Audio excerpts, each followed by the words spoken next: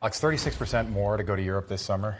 Just another Joe Biden's America. Another example for you, voters. Let's go back to the southern border right now. Since Joe Biden took the oath of office, January 2021, there have been over 6 million illegal border crossings, and now Americans across the country are bracing for the end of Title 42 as thousands of migrants wait along the Mexican side of the border to cross today. Joining us now is Wisconsin Congressman and member of the House Judiciary Committee, Scott Fitzgerald. Sir, thanks for joining us. So the GOP is set to vote on a border bill today. I was reading it. It looks like this will help secure the border.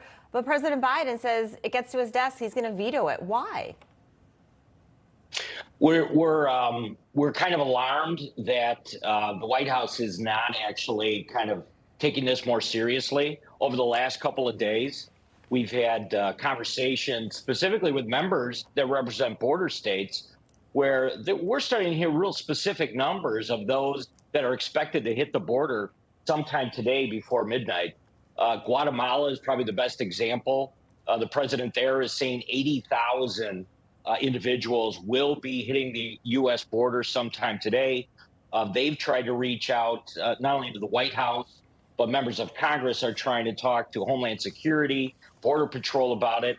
And quite honestly, it's just it's not being taken seriously. It's a real concern at this point. Congressman, we had Mark Morgan, used to run the Border Patrol, on with us earlier this morning. He said right now they're seeing on average 10,000 illegal crossings a day. That's the most the Border Patrol's ever seen. If you average that out over the course of a year, it's 3,650,000 illegal crossings in one calendar year. That's Joe Biden's America. Back to the bill. Do you have the votes? They do. We right now look like we're going to the floor at 4 o'clock today. I'm expecting that there were some concerns about the e-notification that came out in the Rules Committee. It feels like leadership was able to kind of pull that together. So I'm fully expecting that the bill will hit the floor today at about 4 p.m. The administration, I watched Karine Jean-Pierre's press conferences, and she continues to blame Republicans for this. The numbers don't lie, as Rob mentioned, how things have drastically changed. But why do they continue to blame Republicans when you even have a bill on the table now? Right. Yeah, Mayorkas yesterday. I mean, it was unbelievable to see him actually with a straight face continue to tell everyone that, listen, there's not only not a crisis here, but, the border is not open just because Title 42 is going away.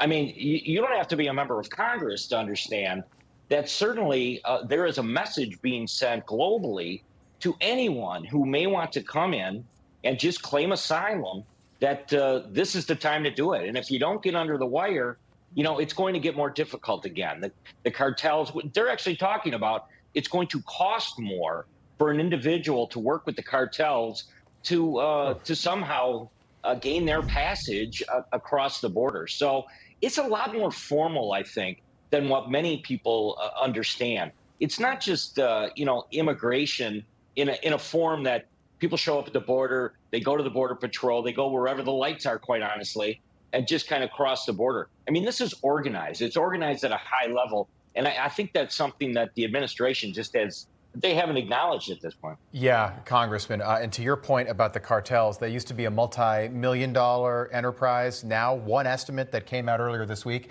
$15 billion a year in profit. That's what these cartels are making. So once a Republican is back in the White House, whenever that happens, it's going to be that much more difficult to break these cartels up, similar to what we saw in the 70s and 1980s. Just about 15 seconds for a response.